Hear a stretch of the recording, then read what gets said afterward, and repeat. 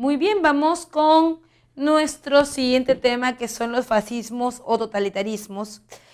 Normalmente estos fascismos o totalitarismos los vamos a ver en Europa. Si bien es cierto, en algún momento hay algunos rasgos que llegan a América o que llegan a Asia, no son tan fuertes como los que vamos a ver en este momento. ¿De dónde nacen estos fascismos? Nacen de un tratado de Versalles lesivo, no solamente para Alemania, ojo, porque siempre hemos visto que, lo hemos comentado antes, que el Tratado de Versalles ofendió a Alemania, lo destruyó, le quitó las armas, le quitó el ejército, todo. Pero también hay alguien que está con ellos y que también se ve imbuido en el caso de este tratado, ¿no? Que es el mismo Italia. Si bien es cierto, Italia comienza la Primera Guerra Mundial con el bloque alemán, va a terminar la Primera Guerra Mundial con la Triple Entente o la Entente Cordiale. Ahora, se supone que las ganancias del Tratado de Versalles deben repartirse, pero a Italia no le toca prácticamente nada. Es por eso que también se va a sumar esos movimientos. Es más, Italia va a ser la cuna de este movimiento, que está opuesto tanto al liberalismo como al comunismo.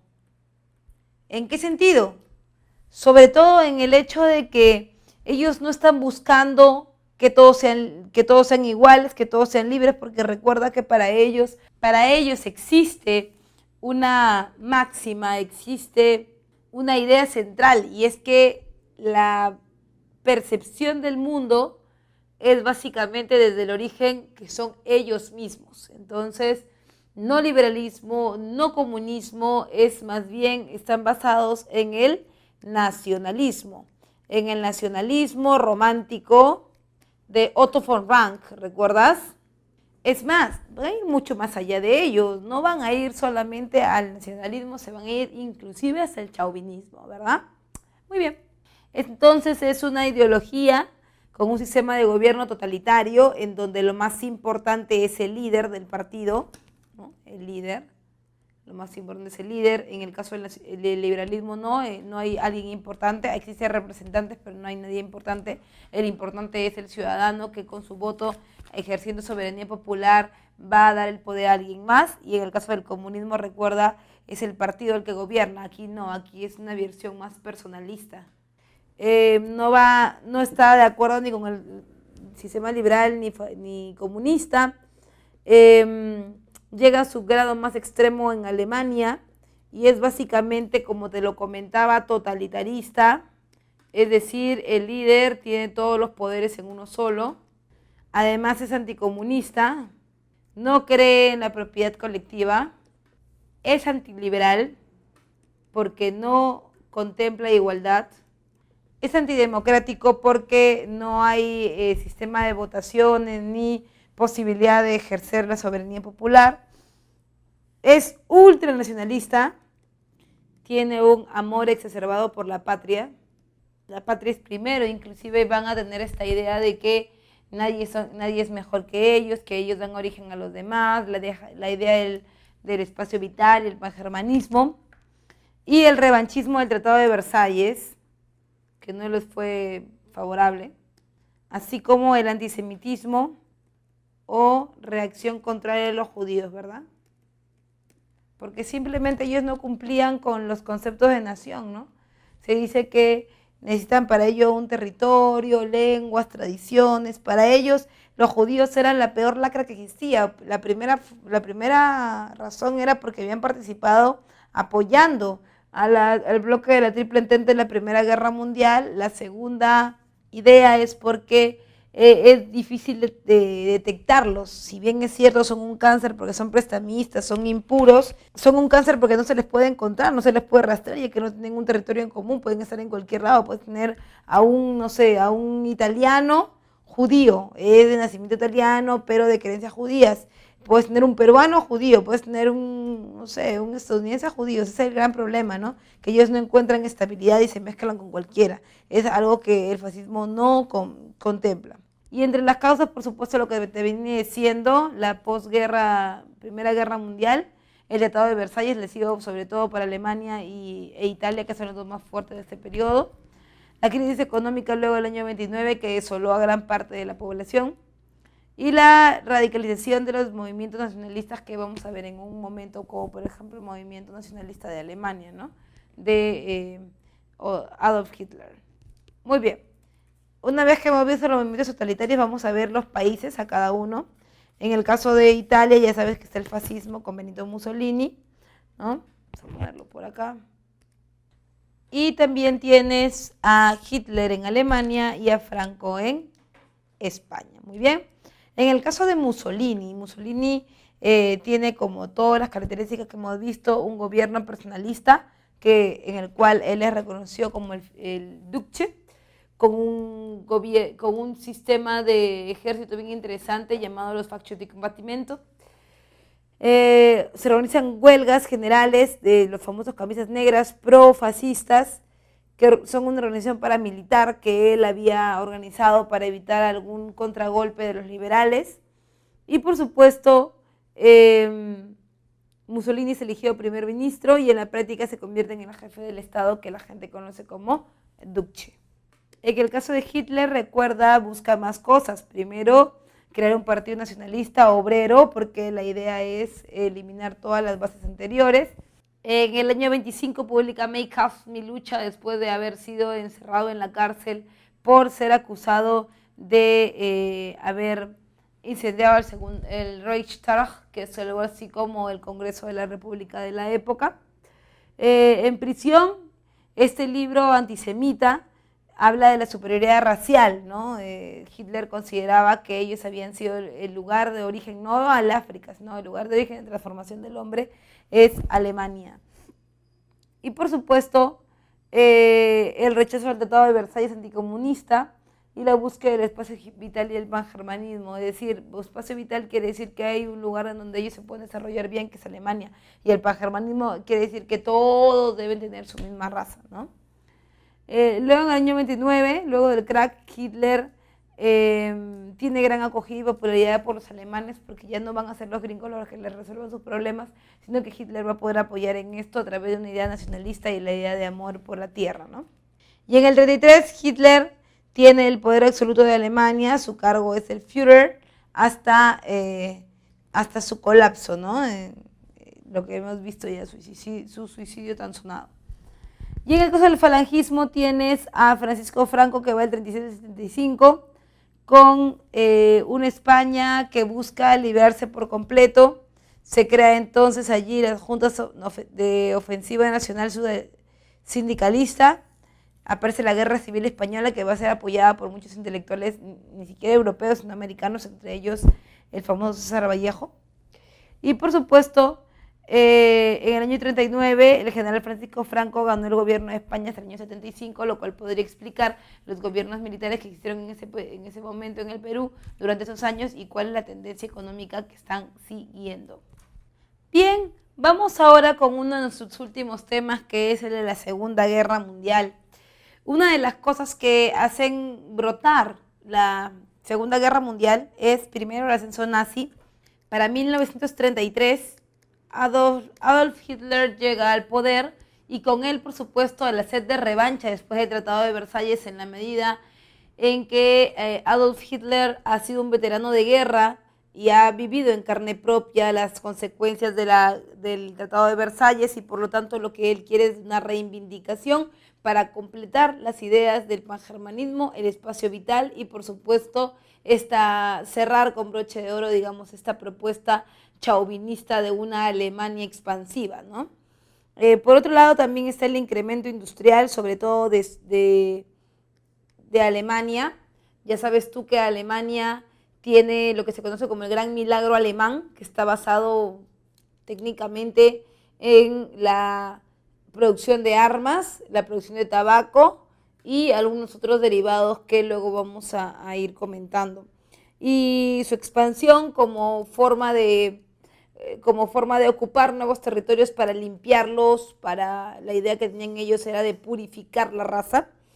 Y el pacto Ribbentrop-Molotov, que firma Alemania con la ahora Unión Soviética. La Unión Soviética y Alemania desde un principio no iban a pelear porque supuestamente la invasión que va a dar Alemania primero a Polonia no debería afectarlos, pero es un anuncio este tratado del inicio de la Segunda Guerra Mundial. Un anuncio, ¿no? Cuando hablamos de sus características, hablamos de que en cuanto a la Segunda Guerra Mundial hay una política expansionista de los países del eje, Alemania, Italia y Japón. Ellos quieren recobrar los territorios perdidos en la Primera Guerra Mundial. Básicamente están organizadas sobre el pensamiento fascista que ya habíamos visto, que es personalista, antiliberal, anticomunista, y el fracaso de Sociedad de Naciones. Profesora, ¿de dónde salió Sociedad de Naciones? De la Primera Guerra Mundial. Era la institución que buscaba velar por la paz mundial y que estaba liderada por Estados Unidos, que proponía que ningún país debería intervenir militarmente a otro y mucho menos entrar en guerra, pero Estados Unidos no lo había cumplido, así que fracasó. No llegó a hermandar, a unir a los países de diferentes espacios, ¿no?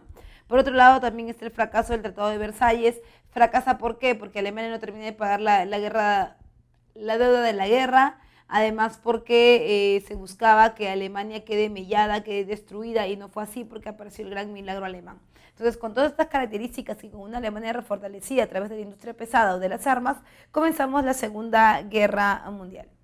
Bien, a continuación te presentamos un mapa, es el mapa de Europa antes de 1939, ya, o sea, antes de la Segunda Guerra Mundial. Entonces, en ese mapa vamos a poder ver bien la disposición de los terrenos, ¿no? Acá está Alemania. Ya sabes, siempre de Alemania hacia tu lado derecho, bueno, el lado derecho de la cámara, es la Unión Soviética, y hacia el otro lado, bueno, lo que sería el frente oriental, y hacia el otro lado sería lo que sería el frente occidental, ¿no? Que básicamente está liderado por Gran Bretaña y por Francia. Son los dos grandes, ¿no? Ahora bien, en el caso de los pasos o de las fases de la Segunda Guerra Mundial, la primera ofensiva, ¿quién la va a dar? El eje Berlín-Roma-Tokio, y en el año 39 Alemania va a invadir Polonia. Alemania invade Polonia. Este punto de la invasión va a ser importante porque la Unión Soviética va a ver venir que Alemania quiere saltar después donde están ellos. Es más, Alemania propone que ellos se van a quedar con la parte occidental de Polonia y le entregarían la parte oriental a la Unión Soviética, lo cual solamente reafirmó el inicio de la Segunda Guerra Mundial. En el año 40, Francia se rinde en la cuarta semana y se divide en dos, un gobierno pro-nazi, que es el gobierno de Vichy, y el norte de Francia fue incluido París desde abajo por el control nazi, ¿no? O sea, todo esto que tú ves acá es la Francia de Vichy, la Francia que se entrega a Alemania, y la que ves arriba es la Francia de Charles de Gaulle, ¿no? Entonces tienes tú que Alemania está dominando Polonia, los territorios rojos, está dominando Francia, y ahora en la operación Africa Corps con Edwin Rommel, el zorro del desierto, va a invadir el norte de África. O sea, esto. Mira lo que tiene Alemania, tiene Polonia, tiene Francia, tiene África. El gran problema de Alemania es como en la Primera Guerra Mundial, está dividiendo demasiados frentes, al dividir demasiados frentes se debilita. Ahora, eso es lo que ha hecho Alemania, pero por su lado, otro del eje que también va a atacar es Japón. Japón quería territorios para la entrada al Asia, ya tú sabes que el gran tigre del Asia actualmente es China, y la idea era capturar su mercado. Como no podía hacerlo desde Asia, lo va a hacer desde América, es por eso que toma la decisión de invadir o de bombardear Pearl Harbor para desde ahí, digamos que organizar, articular un comercio económico con Asia y América, ¿ok? En el año 41 Japón ataca Pearl Harbor. Como consecuencia, Estados Unidos entra en la Segunda Guerra Mundial. Se repiten los mismos patrones, ¿no? Durante la Primera Guerra Mundial, Estados Unidos entra en la mitad de la guerra y por esto logra ganar, porque tiene capital fresco, gente fresca. Y aquí también en la Segunda Guerra Mundial nuevamente entra a la mitad por algo que supuestamente ellos no habían querido participar nunca, pero se habían visto obligados en la Primera Guerra Mundial por el ataque de Alemania y en la Segunda Guerra Mundial por el ataque de Japón. En el caso de despertar al monstruo, ¿no? Aparece la ofensiva de los aliados. O sea, se refieren a Estados Unidos y sus amigos, ¿no? En el año 42 Estados Unidos derrota a Japón en las batallas aeronavales de Marco Lally Midway, ¿no? Que sientan al apoyo de Alemania. Luego tienes que, en el caso de África, ¿no? Va a mandar las expediciones de Edwin Rommel, el zorro del desierto. En el caso de África, recuerda que va a mandar expediciones de Bergat Montgomery, que va a derrotar al zorro del desierto en la batalla de Lamien, en donde Lamien va a ser un punto muy importante para Estados Unidos en relación a que va a romper el ejército alemán. Los aliados invaden Italia, hacen caer a Mussolini, tiene menos aliados también en Europa. Hitler está quedando solo. Y en el año 45 el ejército rojo toma Berlín, ¿no? Es decir, la Unión Soviética tiene su territorio. Alemania no puede entrar acá, tampoco puede entrar acá, tampoco puede entrar acá. Han recuperado esto. Quiere decir que para pasar a ganar la Segunda Guerra Mundial, Alemania le está perdiendo, justamente por la entrada y el apadrinamiento de Estados Unidos a la Segunda Guerra Mundial. Es en ese momento cuando Harry Truman ordena el lanzamiento de las bombas atómicas de Hiroshima y Nagasaki, primero para darle una lección a Alemania, después a Italia y por supuesto en este caso a Japón, ¿ok? Entonces así como termina la Segunda Guerra Mundial, y en la Segunda Guerra Mundial hay consecuencias que ver. Las primeras consecuencias son los juicios de Nuremberg. ¿Qué son los juicios de Nuremberg? Estos son los juicios por crímenes de lesa humanidad que se les ha llevado a cabo a los alemanes por poner campos de concentración, matar grandes cantidades de personas judías, etc. Se establece también los juicios de Tokio para los criminales de guerra, es decir, Estados Unidos mató mucha gente, la Unión Soviética también, pero aquí los dos únicos malos de la película son Alemania y Japón, ¿no? Los juicios de Tokio y los juicios de Nuremberg, todos por investigaciones abiertas por haber matado a gente durante la Segunda Guerra Mundial. Se establece la ONU reemplaza a la Sociedad de Naciones, que se crea en el año 45, que también busca velar por la paz mundial, que ningún país invada militarmente a otro, lo cual no se ha cumplido, porque tú recuerdas que después de esta guerra Estados Unidos tiene el enfrentamiento de la Guerra Fría y por supuesto con más claridad ya tiene las guerras del Golfo, pero no ha cumplido su palabra, ¿no?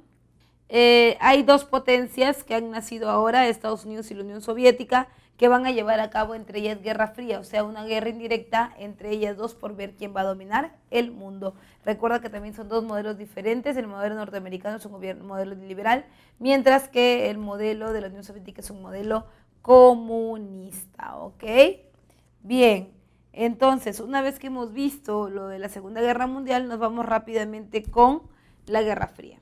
Vamos con la Guerra Fría rápidamente. La Guerra Fría, como te lo había dicho, es una guerra indirecta entre Estados Unidos y la Unión Soviética por ver quién va a dominar el mundo. Para ver quién va a dominar el mundo necesitamos aliados. En este caso van a aparecer, vamos a tener una línea de tiempo, y en esta línea de tiempo tenemos desde 1945 hasta 1989, todo lo que encontremos en esta línea de tiempo va a ser Guerra Fría. Por ejemplo, 1953, la Guerra de Corea, 1959, la Revolución Cubana, años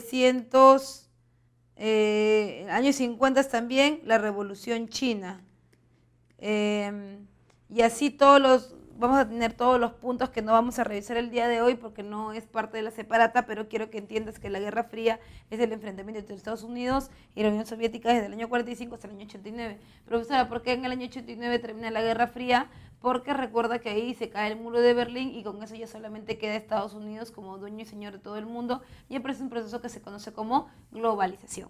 Muy bien, entonces, cuando hablamos de la Guerra Fría, hablamos de dos bloques. En el caso del bloque norteamericano, ¿no? Es un bloque que impulsa planes de reactivación económica, como por ejemplo el Plan Marshall para la reactivación económica de los países europeos, sobre todo de Europa Occidental.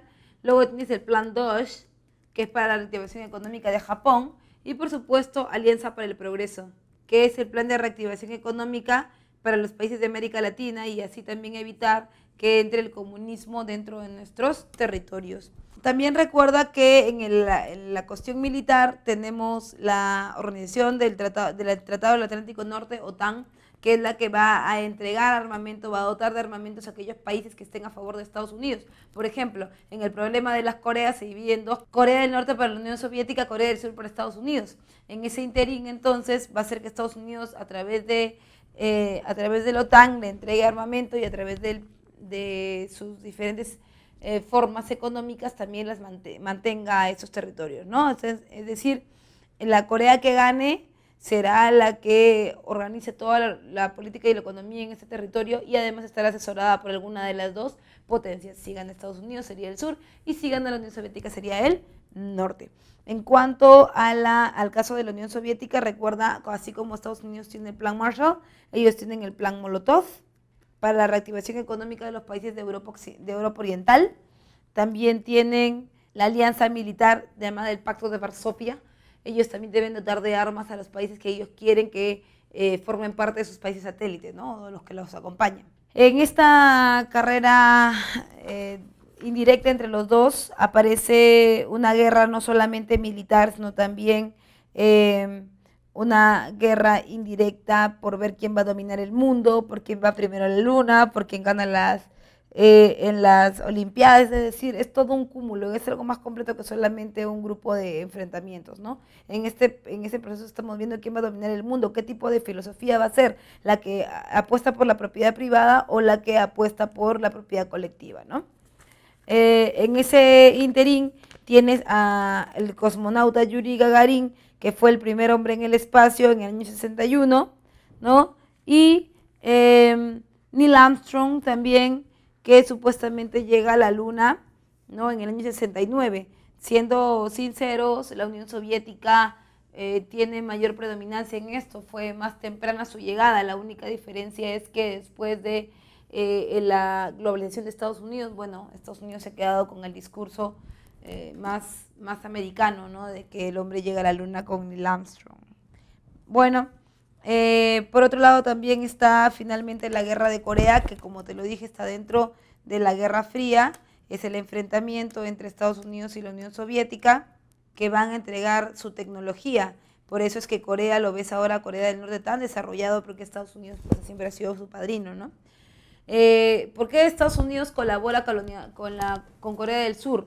Porque Estados Unidos tenía miedo de que la Unión Soviética entrara con todos los territorios, a los territorios de Asia, ¿no? Y que además se ganara el mercado asiático, y con eso crear un gran bloque que no le dejara pasar. Y si no le dejaba pasar, obviamente ya prácticamente la guerra estaba perdida, Estados Unidos habría perdido la Guerra Fría. Por otro lado, en el desarrollo de la guerra, en el año 50, aparece la Guerra de Corea, en donde Corea del Norte comunista se enfrenta a Corea del Sur capitalista.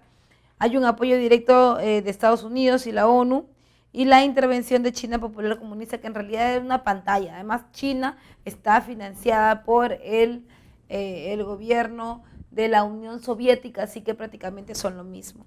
Y en el año 53 se firma el Tratado de Panmunjom, que le pone fin a la guerra de Corea y la mantiene políticamente como es hasta ahora. Corea del Norte procomunista y Corea del Sur procapitalista, como lo vemos hasta el día de hoy, ¿verdad? Bien, en consecuencia se forman dos Coreas, como te lo decía, y se consolida el aislamiento del Estado comunista norcoreano, que hasta ahora es comunista. Si tú habrás visto a su gobernante, el famoso Majin, te habrás dado cuenta que hasta ahora lo son, ¿no?